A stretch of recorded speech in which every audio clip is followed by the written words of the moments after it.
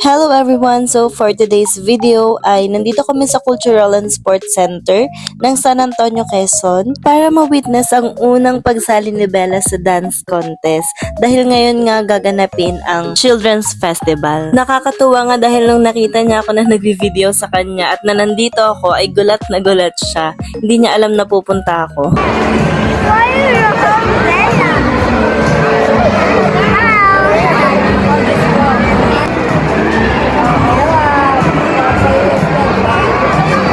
Medyo matagal nga bago nag-start yung program and para maaliw siya dahil hindi namin siya binigyan ng cellphone, eto, naglalaro-laro na lang kaming dalawa. Ang usapan kasi namin every time na may ganitong event si Bella, hindi namin siya pagagamitin ng cellphone para hindi siya magligalig once na kinuha sa kanya. Oh, wala na yung bata.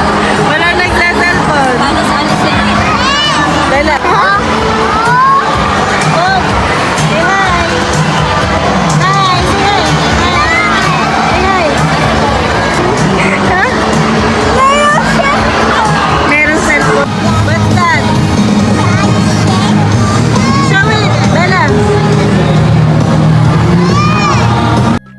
Nagsabi na nga ako sa mami niya na bilhan si Bella ng cotton candy dahil nga gusto na niyang mag-cellphone, and since iniiwas nga namin siya sa pagsa-cellphone, ayan, buti na lang at nasuhulan namin na mag-cotton candy na lang at kalimutan niya ang cellphone.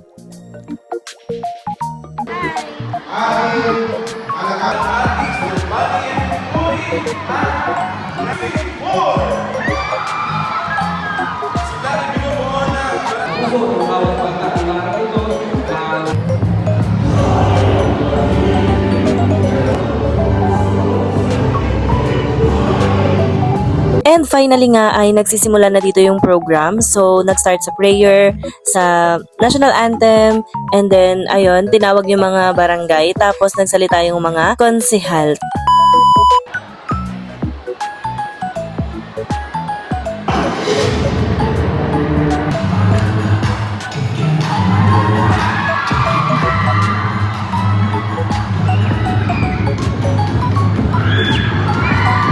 So, natapos na nga yung unang contestant sa dancing. So, hindi nga lang pala ito pagsayaw. Meron din mga kumanta and naglaban-laban din yung mga bata sa pagdodrawing. So, ayan, sumalang din yung pangalawa. Tapos yan, habang nag-iintay, medyo naiinip na yung mga bata. Pero buti na lang, hindi sila umiiyak. So, walang nag-iiyakan hanggang sa turn na nila. So, ang sunod naman dito is yung sampaga, which is, ayan, so sila yung third, o yung pangatlong salang. And then after nila ay sinabela na.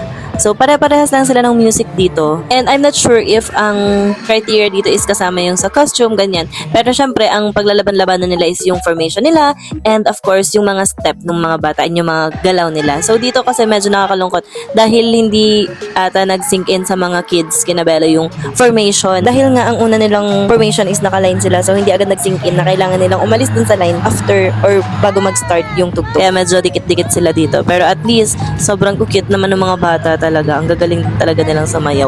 And hindi nga namin agad napansin na yung kay Bella ay baliktad ang kanyang damit. So, kaya madali siyang mahanap dito sa video kasi siya yung hindi damit.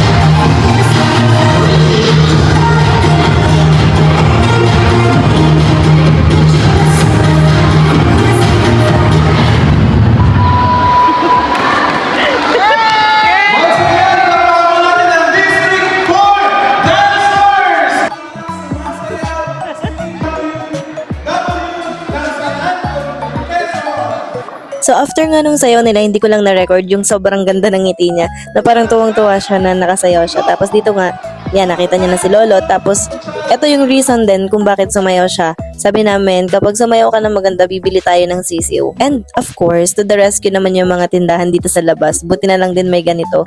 So, ayan, gusto niya ng sisiw. Tapos, siya na din yung pinapili namin kung anong gusto niyang color. And yun, bumili kami ng sisiw.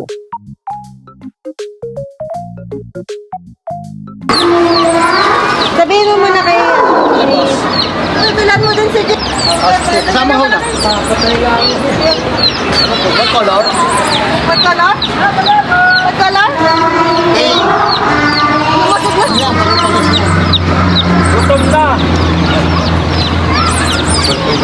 And after niya nga bumili na tong sisiw ay dahil meron dito mga gayak pang Pasko, nagpicture lang kami dito kasama si Lolo. Tapos ayun, pumasok na ulit kami. And then after namin bumili ng sisiw, ayan, so iniwan muna namin yung sisiw dahil sasayaw pa pala sila. Buti na lang nasa mood pa talaga si Bella.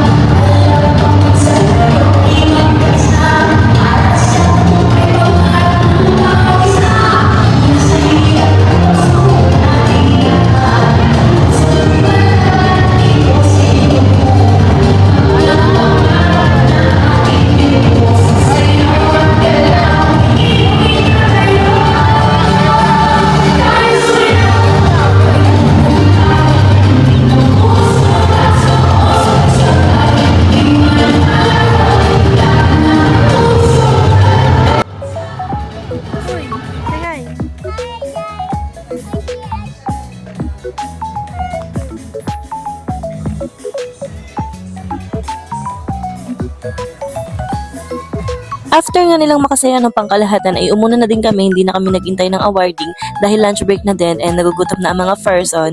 And then after ilang minutes nandito na rin yung ibang school, ayan, as you can see nakikipaglaro na si Bella. And dito ka na tinatapos yung vlog na to. Thank you for watching. Bye-bye!